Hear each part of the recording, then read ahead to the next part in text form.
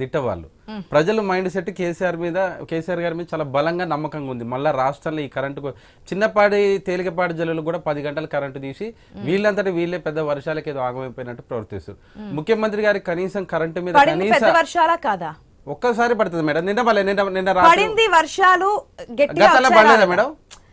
పడ్డ వర్షాలు గట్టిగా వచ్చాయి రాలేదు, ఒక్కసారి వచ్చింది అంతే. అయితే రైతులు నష్టపోలేదు. రైతులు నష్టపోయారు మేడం. ఆస్థాన వర్షం పడలేదు కాదు మేడం, పడాల్సిన రాంగ్ పీరియడ్ లో పడ్డప్పుడు గాలి వచ్చింది మేడం.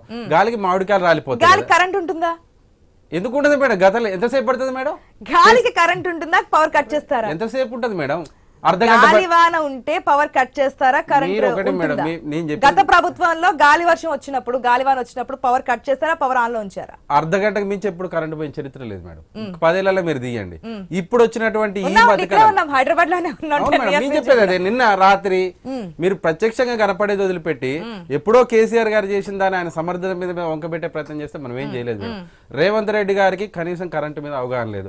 ఆయన కరెంట్ ఎందుకు పోతుందంటే ఏమంటుంది మేడం, ట్రాన్స్ఫార్మర్ ని ఆయిల్ తోటి సర్వీసింగ్ చేసేటప్పుడు కరెంట్ తీస్తున్నటువంటి అవగాహన రాహిత్యంతో మాట్లాడుతున్నటువంటి ముఖ్యమంత్రి ఇలా మన రాష్ట్రాన్ని పరిపాలిస్తున్నారు.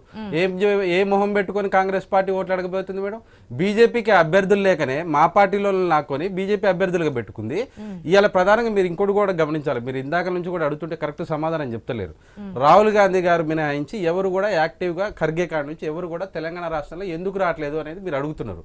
ఎందుకంటే గత అసెంబ్లీ ఎన్నికలల్లో వీళ్ళు ఏదైతే ఒంటెద్దు పోకడం మీద నమ్మశక్యంగానే ఆచరణ సాధ్యంగా అన్నటువంటి హామీలు ఇచ్చినారో అవన్నీ సిద్ధరామయ్య కూడా అడ్రస్, మన కర్ణాటక నుంచి వచ్చినటువంటి డికే శివకుమార్ గారు కూడా అడ్రస్ లేకుండా పోయారు. ఎందుకు?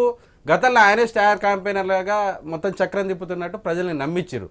ఇవాళ ఎక్కడైతే గతంలో అంటే కర్ణాటకకి సెపరేట్ గా అసెంబ్లీ ఎలక్షన్స్ జరిగాయి, తెలంగాణకి సెపరేట్ గా అసెంబ్లీ ఎలక్షన్స్ జరిగాయి. ఒక్క రోజు రావడానికి ఏమైతుంది మేడం? వీళ్ళు రావట్లేదా? మోడీ గారికి జరగట్లేదా? పార్లమెంట్ వ్యాప్తంగా అమిత్ షా గారికి జరుగుతలేదా?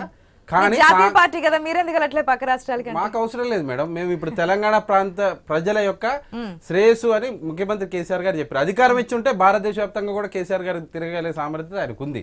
మేం చెప్పేది ఏంటంటే మోహన్ చెల్లక కాంగ్రెస్ పార్టీ రేపు గినక రేవంత్ రెడ్డి మీద ఒంటెద్దుగా రేవంత్ రెడ్డికి అప్పచెప్పడానికి గల కారణం ఏంటంటే పార్లమెంట్ ఎన్నికల గినక కాంగ్రెస్ ఓటు బ్యాంక్ పర్సెంటేజ్ తగ్గిపోయి పార్లమెంట్ ఎన్నికల కాంగ్రెస్ అనుకున్న సీట్లు రాకపోతే ముఖ్యమంత్రిని మార్చే క్రమం కోసము కాంగ్రెస్ అధిష్టానం ప్రయత్నం చేస్తుంది. ఇందులో భాగంగానే గెలుపుకి అవకాశాలు చాలా తక్కువగా ఉన్నాయి తెలంగాణ ప్రాంతంలో. కరెక్ట్ గా వచ్చినటువంటి 3 నెలలనే మన గ్రాఫ్ పడిపోయింది అనేది క్లియర్ గా అర్థమైంది. కాబట్టి రేవంత్ రెడ్డిని ముందు పెట్టించి మంత్రులు కూడా ఎక్కడ యాక్టివ్గా ఉన్నట్టయితే కనపడట్లేదు మేడం. మేము మెజారిటీకి చెప్పబోతున్నాం. మొట్టమొదటి స్థానం ఖమ్మం గెలవబోతున్నాం. బీఆర్ఎస్ పార్టీ ఖమ్మం బరాబర్ గెలవబోతున్నాం. అక్కడి నుంచే ఎక్కడైతే వీళ్ళు 3 మంత్రులు ఉన్నారో అక్కడనే గెలవబోతున్నారు. ఖమ్మం నుంచి కేంద్ర మంత్రిని కూడా చేసుకోబోతున్నారు. అవకాశం ఉంటే ఎందుకు చేస్తారు? ఎందుకు చేయరు మేడం? బరాబర్ చేస్తాము. కేసీఆర్ గారు ఏదైనా ఒక మాట అంటారంటే అడ్డగోలుగా సాదా సీదగా వీళ్ళు గాడిద గుడ్డు మాటలు మాట్లాడరు మేడం. గాడిద గుడ్డు పెట్టింది అసలు గాడిద గుడ్డే పెట్టదు. అట్లే రేవంత్ రెడ్డి మాటలు కూడా నిలకడలేదు.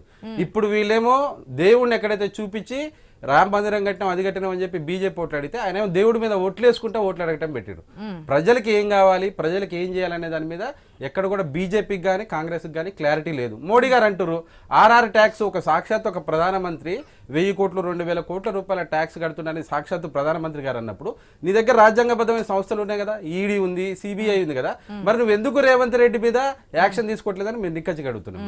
ఒకటే మరి మొన్న ఏదో చిన్న ఆడియో టేప్ సంబంధించి కాళేశ్వరానికి సంబంధించి మరి మాట్లాడుతున్నారు కదా, గత నుంచి బీజేపీ అదే క్వశ్చన్ చేసింది కదా, ఇప్పుడు మీరేం చేశారని జ్యుడిషియల్ కమిటీ ఏం తెలిసింది మేడం? బరాబర్ కూడా మాట్లాడదాం. దానికంటే ముందు తీసుకుందాం.